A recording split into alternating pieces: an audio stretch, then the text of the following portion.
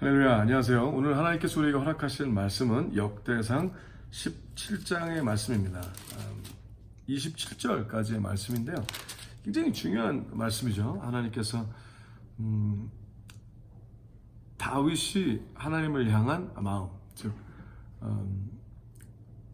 다윗이 하나님께서 허락하신 모든 축복 가운데 거하고 있는 자기의 상황을 바라보면서 자기가 거한 어떤 상태에 관심을 갖기보다는 우리 하나님은 어떠신가, 우리 하나님 아버지의 마음은 어떠신가, 우리 하나님 아버지께서는 안녕하신가, 이런 생각을 갖게 돼요.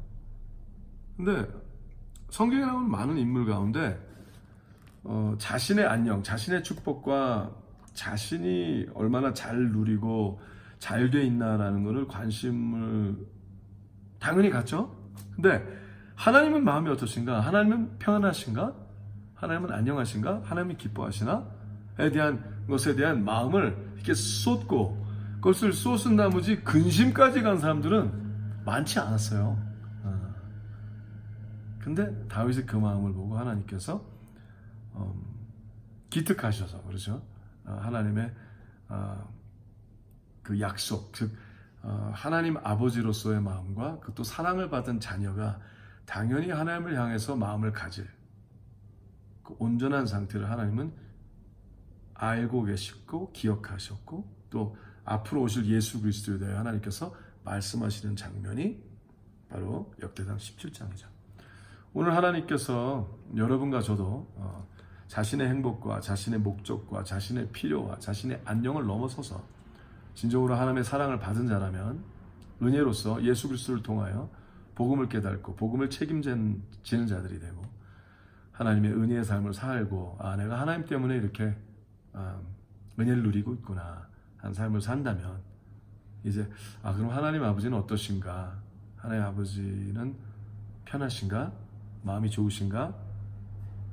다윗처럼 온전한 하나님에 대한 관심이 일어나서 오늘도 다윗에게 허락한 분복과 축복이 여러분과 저에게도 일어나게 되시기를 예수 이름으로 축복하며 기도합니다.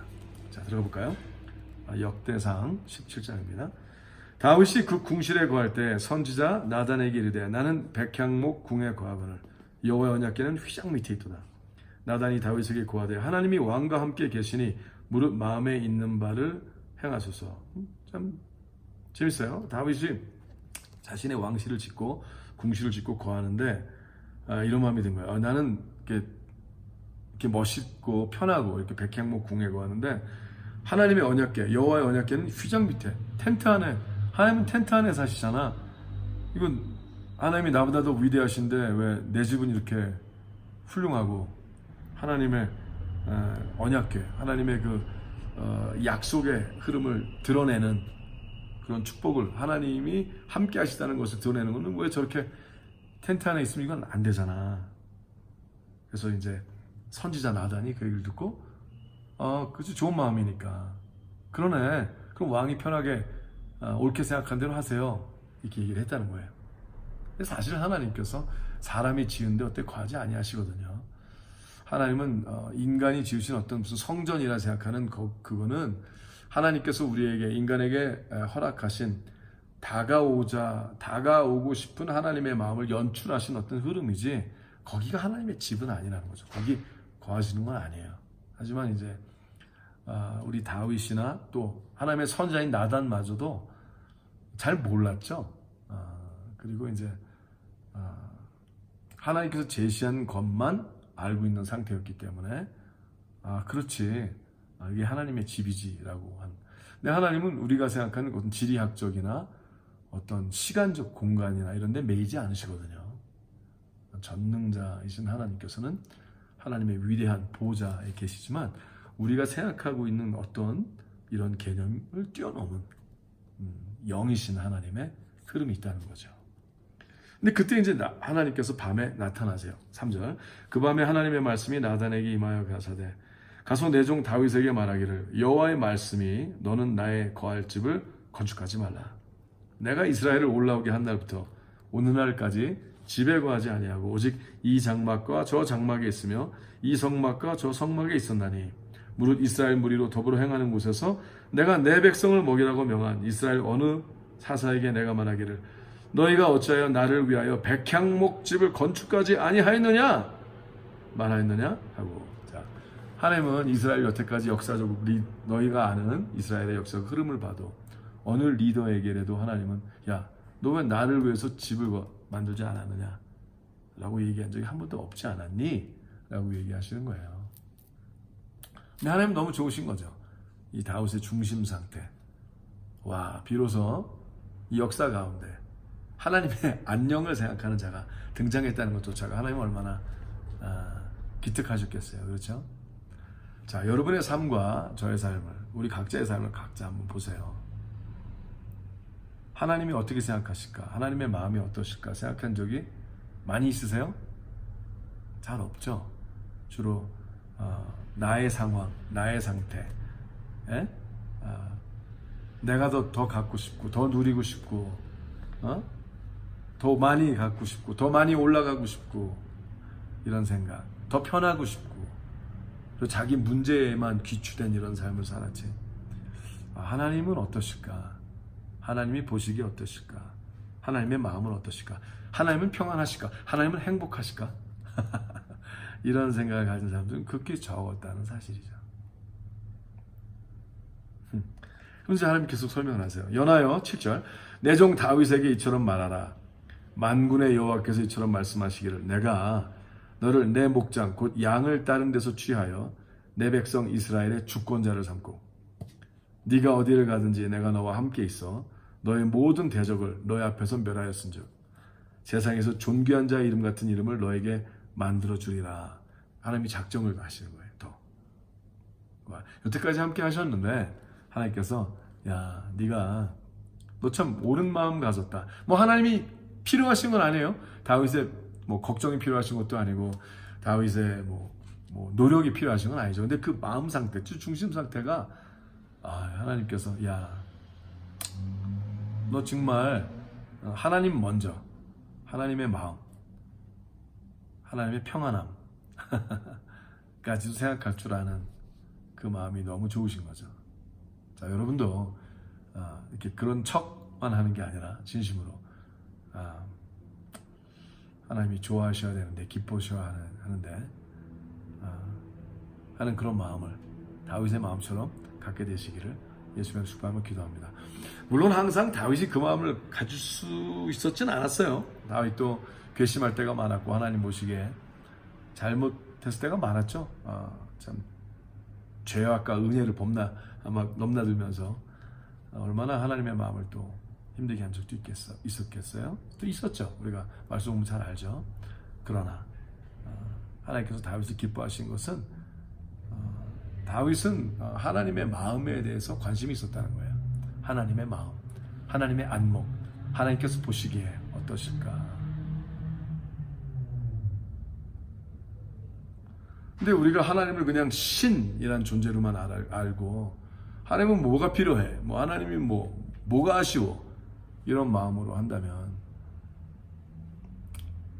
그는 존귀한 하나님을 존귀하게 여기지 않게 되는 거겠죠? 그것은 하나님의 감정을 무시하는, 하나님도 영이시기 때문에 감정도 있으세요. 하나님이 감정이 없느냐?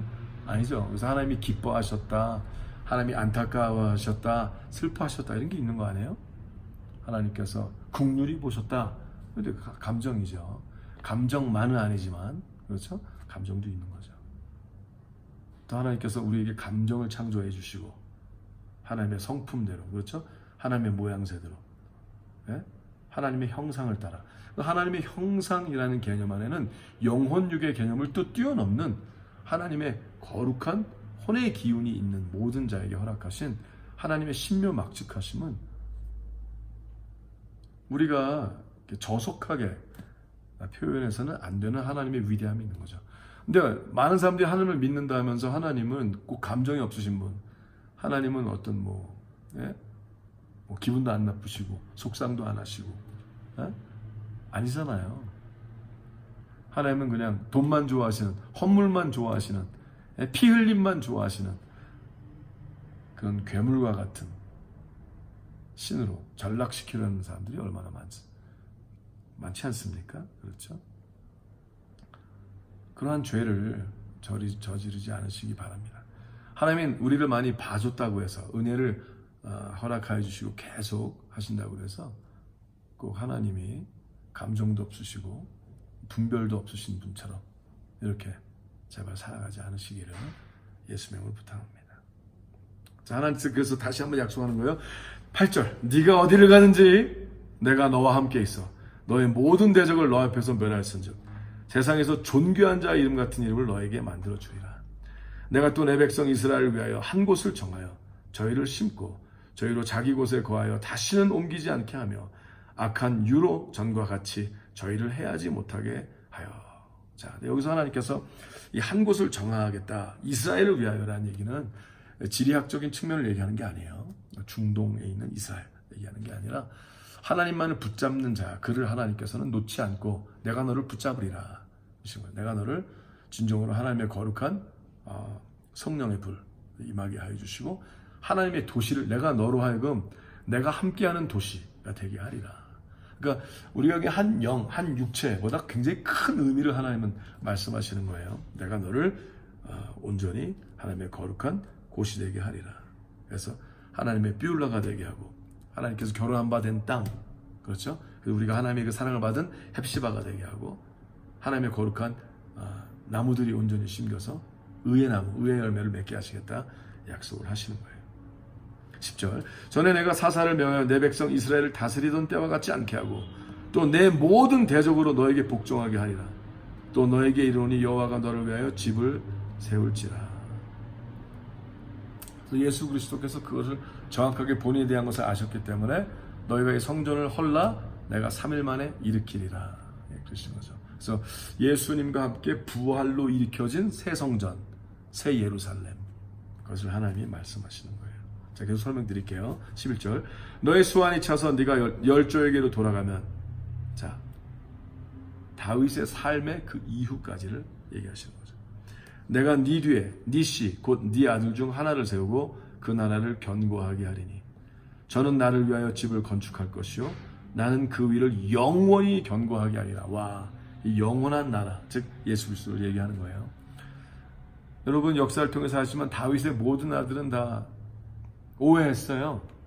그래서 다 하나님의 그 약속 때문에 자신들이 아무리 막 망쳐도 아무리 개판을 쳐도 어떻게 보면 하나님의 나라가 임할 수 있을 거란 착각을 했는데 아무도 다 망하죠. 그 중에 압살롬도 있고 에론, 뭐 모든, 그렇죠. 솔로몬까지도 안 됐죠. 결국은 하나님의 모든 지혜와 하나님의 그 재능과 하나님의 그 뛰어남과 하나님의 그 모든 재물과 모든 걸 다 누린 것 같았으나 결국에는 어떻게 해요? 하나님의 약속을 잘못 받아들여 자신의 영광을 위해서 자신이 아무리 하나님의 마음을 생각 안 해도 그렇게 될 수 있다는 착각을 했어요. 그래서 결국은 가장 많은 악한 영을 섬기다가 죽은 왕이 솔로몬이 되어버렸죠. 하나님의 그 영원한 나라는 피의 혈통이 아니라 하나님의 약속의 혈통, 하나님의 약속의 온전한 예수 그리스도를 얘기하셨기 때문에 영원한 나라를 선포하시는 거예요. 그러면서 이렇게 얘기하셨어요. 13절, 17장, 역대상 17장 13절 아주 중요한 절이죠. 우리 같이 읽을까요? 시작. 나는 그 아비가 되고 그는 나의 아들이 되리니 나의 자비를 그에게서 빼앗지 아니하기를 내가 네 전에 있던 자에게서 빼앗음과 같이 하지 않을 것이며. 14절, 내가 영영이 그를 내 집과 내 나라에 세우리니 그 위가 영원히 견고하리라 하셨다 하라. 아멘. 다윗의 위에는 사울 왕이 있었죠. 하나님께서 그에게 첫 왕이 되게 하셨는데 그는 하나님께서 직접 선택하신 그 흐름을 오해했어요. 그래서 하나님이 나를 선택하셨기 때문에 아무도 나에게서 뺏을 수 없다. 아니죠. 하나님이 보시기에 그 때문에 하나님이 그 자리를 취하셔야만 되는 거죠. 주신 것도 그분이시고 도로 취하신 것도 그분이시고. 왜냐? 하나님의 의도를 지키지 아니하였거든요. 하나님의 영광을 드러내지 않았어요. 하나님이 자신을 선택함이 자신을 위한 하나님이라고 생각을 했지 하나님의 영광을 위한 나라고 생각을 하지 못했던 거예요. 우리도 그러한 죄를 짓지 않아야 된다고 믿습니다. 하나님이 아무리 우리에게 은혜를 베푸시고 잘 해주셨다고 그래서 하나님이 선택하신 나가 중요한 게 아닌 거예요. 우리에게 은혜의 선택함을 허락하신 예수 그리스도 안에서 내 믿음을 허락하신 하나님을 찬양하고 나보다 더 하나님의 안녕을, 나보다 더 하나님의 마음을, 그래서 자기 자신을 부인하고 그리스도를 따라가는 자만이 온전한 그리스도의 제자, 즉 하나님의 영광을 온전히 삶을 통하여 드러낼 수 있는 자가 되기 시작한다는 거죠. 근데 요새 믿음의 많은 패턴을 보면은 하나님으로 인하여 복을 받으라, 하나님으로 인하여 복을 누리라, 하나님을 인하여 구원을 얻으라, 하나님을 위하여 천국에 들어가라, 하나님을 통하여 천국에 들어가라. 굉장히 구원에 대해서 강조를 많이 해요.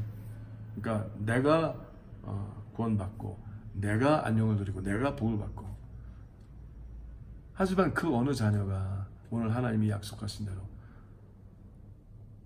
그 모든 것이 하나님께로 왔으니 겸손게 돼요. 그렇죠? 하나님의 마음은 어떠신가? 하나님이 보시기에 어떠신가? 하나님이 나를 보시기에 하나님의 마음은 어떠신가? 나의 감정 상태를 보시기에 하나님은 내 상황을 보시고 내가 진정으로 하나님께 순종하여 온 마음과 온 힘과 온 정성과 온 성품을 다하여 하나님을 사랑하고 있는가? 아니면 내가 끊임없이 하나님께 받기 위하여, 내가 더 안전함에 거하기 위하여, 내가 더 두려워서만 하나님을 바라보는 게 아닌가? 살펴보셔야 될 날이 바로 오늘이라고 믿습니다. 다윗은 하나님께 정직하게, 자, 하나님 마음이 어떠실까 하는 이 마음을 하나님은 기뻐하셔서 쫙 앞에 일까지도 선포해 주시는 거였어요. 나단이 이 모든 말씀과 이 모든 묵시대로 다윗에게 고하니라. 다윗 왕이 여호와 앞에 들어가 앉아서 가로되, 여호와 하나님이여, 나는 누구 오며 내 집은 무엇이간데 나로 이에 이르게 하셨나이까. 17절, 하나님이여, 주께서 이것을 오히려 작게 여기시고 또 종의 집에 대하여 먼 장래까지 말씀하셨사오니 여호와 하나님이여, 나를 존귀한 자같이 여기셨나이다. 자, 다윗은 잘 아는 거예요. 자기가 이렇게 엉터리라는 거, 자기가 이렇게 존귀하지 않다는 거. 그러나 다윗은 깜짝 놀란 거죠. 하나님, 내가 글쎄 그 마음을 잠시 가졌다고 하나님께서 나를 이렇게 존귀하게 여기시니 너무나 황송스러운 거예요. 그러면서 다윗은 깨달았을 거예요. 와, 하나님의 마음이 이러셨구나. 어떻게 보면 너무너무 속상하셨겠죠. 너무나 오랫동안 하나님의 안녕에 대해서 생각한 자가 없었어요. 하나님의 마음이 어떠실까? 하나님의 눈물, 하나님의 땀에 대해서 생각한 자가 없었어요. 너무나 충격적이었던 거죠. 그래서 이렇게 계속 고백을 합니다. 주께서 조회장에게 베푸신 존귀에 대하여 다윗이 다시 무슨 말씀을 하오리까? 주께서는 주의 종을 아시나이다. 하나님, 내가 얼마나 엉터리인지 하나님 아시는데 이렇게 기뻐하시니 너무나 몸둘 바를 모르는 거예요. 참 속상하죠, 어떻게 보면. 맨날 하나님 주시기만 하고 맨날 하나님은 베풀기만 하시는데 아무도 하나님의 마음을 잘 생각하지 않는다는 게 진심으로 말이에요. 그러니까 자신의 필요와 자신의 부족함과 자신의 두려움을 다 떠나서 자기 자신을 부인하고 순전히 하나님을 생각하는 마음, 순전히 하나님이 어떠실까라고 생각한 사람이 너무나 적다는 거예요. 오늘 당신의 마음이, 여러분의 마음이, 우리의 마음이 하나님께서 기뻐하시는 그 다윗의 마음이 되시기를 예수님의 주님으로 기도합니다. 자, 계속 나갈게요. 19절. 여호와여, 주께서 주의 종을 위하여 주의 뜻대로 이 모든 큰 일을 행하사 이 모든 큰 일을 알게 하셨나이다. 예수 그리스도에 대한 거죠. 다윗은 이름도 모르지만 아직 예수님의 이름을. 여호와여, 자, 20절부터 27절 끝까지 쭉 읽어드릴게요. 이제 다윗의 하나님을 향한 고백이에요. 여호와여, 우리 귀로 들은 대로는 주와 같은 이가 없고 주 외에는 참 신이 없나이다. 진정한 신은 자신의 필요를 구체하냐고, 그렇죠? 고백하는 거예요. 땅의 어느 한 나라가 주의 백성 이스라엘과 같으리이까? 하나님이 가서 구속하사 자기 백성을 삼으시고 크고 두려운 일로 인하여 이름을 얻으시고 애굽에서 구속하신 자기 백성 앞에서 열국을 쫓아내셨사오며, 그 하나님의 노력함을 쫙 얘기하는 게, 참 하나님 우리를 구하시려고 얼마나 노력하셨나. 주께서 주의 백성 이스라엘로 영원히 주의 백성을 삼으셨사오니 여호와여, 주께서 저희 하나님이 되셨나이다. 여호와여, 이제 주의 종과 그 집에 대하여 말씀하신 것을 영원히 경고케 하시며 말씀하신 대로 행하사 견고케 하시고 사람으로 영원히 주의 이름을 높여 이르기를 만군의 여호와는 이스라엘의 하나님 곧 이스라엘에게 하나님이시라 하게 하시며 주의 종 다윗의 집이 주 앞에서 견고히 서게 하옵소서. 자, 근데 다윗은 뭐 자신의 최선을 다해서 이 고백을 하지만 하나님의 마음을 온전히 다 이해하지 못했어요. 그래도 다윗은 자신의 최고의 고백을 하는 거죠. 하나님. 왜냐하면 또 다윗이 보기엔 자기 때문이 아니라 이스라엘 백성 때문에 더 그런 거를 아는 거예요. 근데 다윗이 몰랐던 건 뭐냐면요, 진정한 이스라엘은 믿음의 자손이지 이스라엘 나라라는 지리학적 개념으로 리밋된 건 아니었거든요. 이렇게 해서 고백을 합니다.